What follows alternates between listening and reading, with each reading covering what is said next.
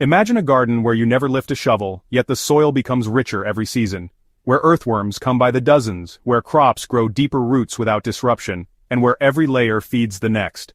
That's not a modern miracle. It's the quiet success story of the Amish no-till method, a low-effort, high-reward system designed to work with nature, not against it. For many Amish families, gardening is not a hobby. It's a way of life. Soil health isn't treated as a short-term task, but a long-term investment. That's why they skip the tiller. Tilling breaks apart fungal networks, exposes microbial communities to sun and wind, and dries out the topsoil. Over time, that weakens the ecosystem beneath your plants. Instead of turning soil, Amish gardeners feed it. They understand that decomposition happens from the top down. Just like in a forest where layers of fallen leaves slowly transform into humus, the Amish build their garden beds by mimicking nature's method: mulch, manure, compost, repeat. The foundation of Amish no-till is a gentle, deliberate layering technique. It begins with manure, aged and mixed with straw if possible.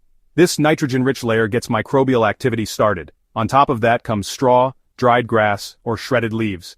This high-carbon layer balances out the manure.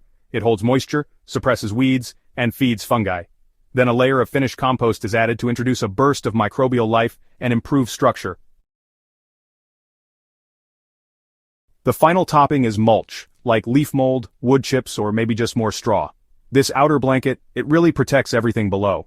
It prevents erosion, keeps temperature steady, and lets water trickle through slowly. There's no need to disturb any of it. These layers, they slowly blend on their own, forming a living sponge of microbial activity, worm tunnels, and root pathways. In display beds, herb spirals, and raised planters, the Amish no-till method brings immediate visual and biological results. You'll notice fewer weeds because the mulch blocks light from reaching dormant seeds, and you'll water less since straw and leaves hold in moisture. Most notably, you'll start seeing signs of underground life worm castings on the surface, white fungal threads between layers, and loamy soil developing just inches below. This system is perfect for botanical settings that emphasize beauty, sustainability, and ease of maintenance. Step by step, here's how you set up your no-till botanical bed. First, choose a bed or patch with access to sunlight and decent drainage. If there are weeds, simply cut them low and cover with cardboard or newspaper. This smothers growth without disturbing soil life.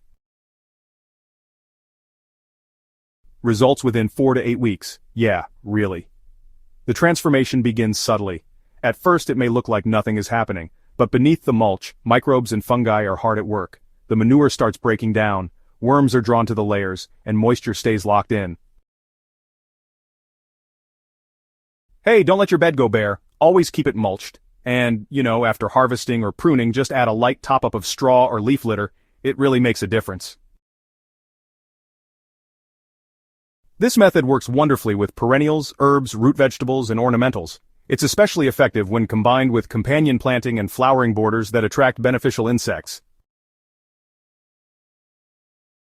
No-till gardening isn't about doing less. It's about doing things differently. By respecting the structure of the soil and feeding it from above, you invite nature to do the heavy lifting, and it will. If you're ready to build a garden that takes care of itself, that welcomes worms and nurtures fungi, that grows deeper instead of harder, start with this layering method. And if this guide inspired you, subscribe to SPD for more timeless gardening wisdom. Share it with fellow growers and help us bring back the art of soil care, one layer at a time.